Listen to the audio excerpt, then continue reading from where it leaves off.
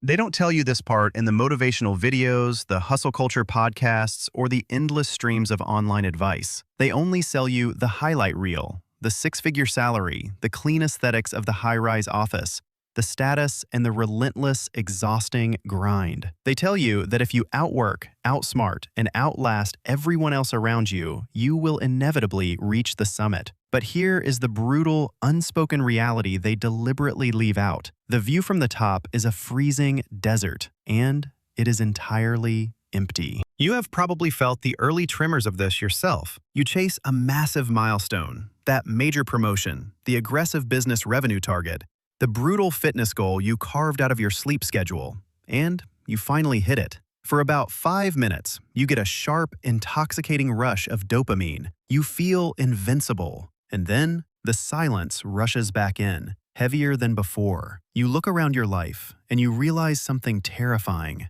Your circle hasn't just shrunk, it has evaporated. Maybe your closest friends stopped calling because you spent 2 years telling them you were too busy to grab a drink. Maybe your partner feels less like a lover and more like an exhausted roommate who just happens to share your Netflix password and split the bills. On paper, you are winning the game of life by every conventional metric. But in reality, you are losing the only game that actually matters. You have successfully engineered yourself into an island. Yet here's the bitter pill you have to swallow. This was not an accident. You didn't just get unlucky with your social life or suffer from bad timing. You built this isolation chamber yourself, brick by meticulous brick. You built it through every late night at the office when everyone else went home. You built it through every casual text you ignored. Every family birthday you skipped because you had more important things to do, and every single time you chose a sterile spreadsheet over messy, unpredictable human conversation. In this video, we aren't talking about soft, comforting self-help platitudes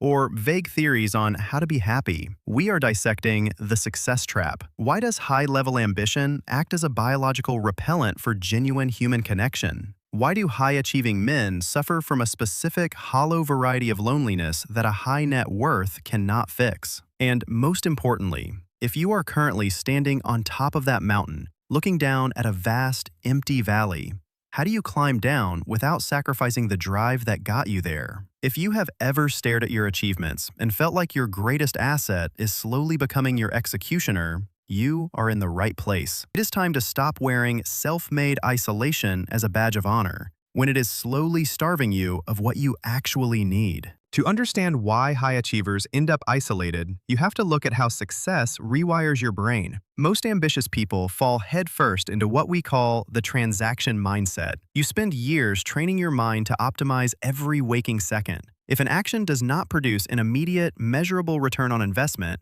whether financial, professional, or strategic, your brain automatically categorizes it as a waste of time. Without realizing it, you start applying this cold calculus to human beings. If a person cannot accelerate your career, teach you a high-value skill, or help you solve a complex problem, your subconscious mind labels them as inefficient. Casual, aimless hanging out, just sitting around talking about nothing, starts to feel like an intolerable drain on your bandwidth. Take a realistic look at someone like Mark. Mark is 32, running a fast-growing consulting firm and entirely consumed by his trajectory. He prides himself on being the ultimate stoic, the guy who never complains, never breaks a sweat, and carries the weight of his ambitions in total silence, because he thinks showing stress is a liability. When his college friends reach out to grab a beer, Mark politely declines. His social battery is low, he has a deck to finish, and resting feels like falling behind. After the 10th rejection, they stop reaching out. Mark tells himself this is the necessary price of admission for a great future.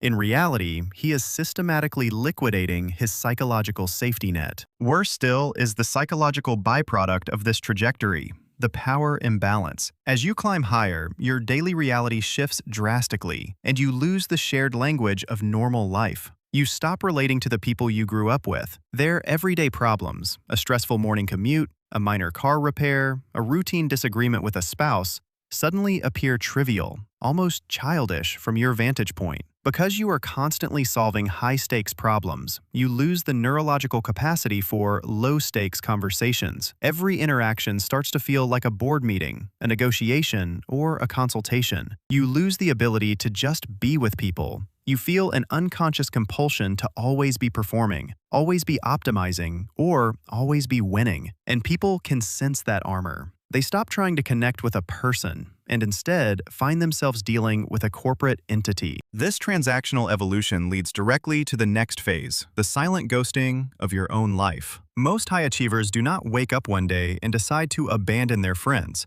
It happens in the margins. You look at your Google Calendar one Tuesday evening, and you realize that every single block of color is dedicated to a task, a call, a deliverable, or a strategy session. Human connection has been completely optimized out of your schedule. You try to compensate by replacing deep, unvarnished friendships with networking. You show up to high-end industry events. You swap pristine business cards.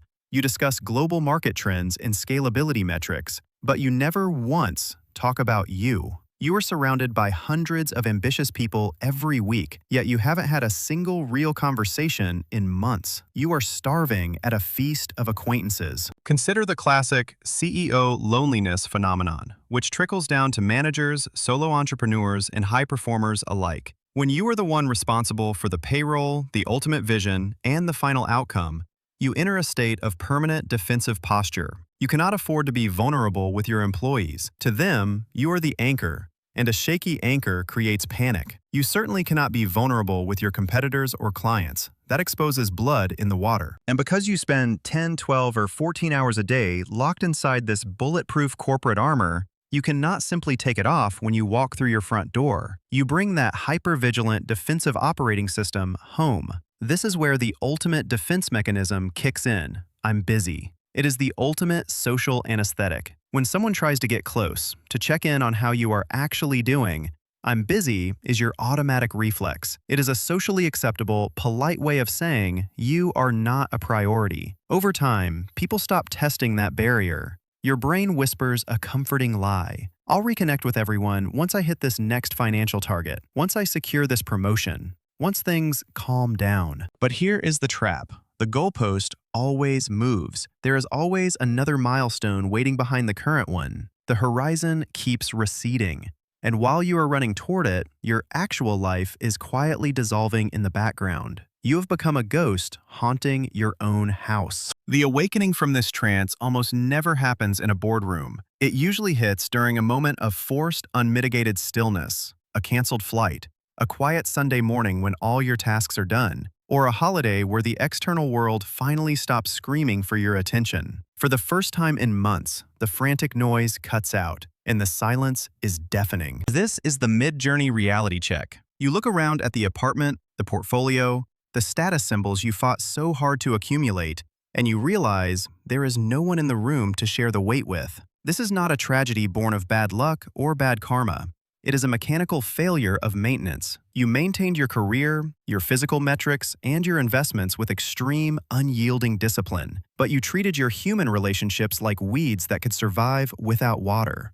The fundamental paradox of the high-achieving mind is this. You deeply believe that you need to be bulletproof to be loved. You operate under the silent assumption that people only value you for what you produce, what you fix, or what you provide. But human psychology works in reverse. People may respect your strength, but they fall in love with your humanity. They bond with your flaws, your doubts, and your realness. The cracks in the armor are literally the only places where genuine light can get in. If you never show weakness, you are forcing people to relate to an algorithm, not a living soul. You do not need to burn your career to the ground or abandon your ambitions to fix this. Success and connection are not mutually exclusive, but they require a structural redesign of your social architecture. First, implement the 80-20 social rule. Intentionally quarantine a portion of your life where success is strictly forbidden as a currency. Find people who knew you before your net worth had extra zeros, or seek out environments where your title doesn't matter. If you have friends who treat you like a walking LinkedIn profile instead of a flawed human being,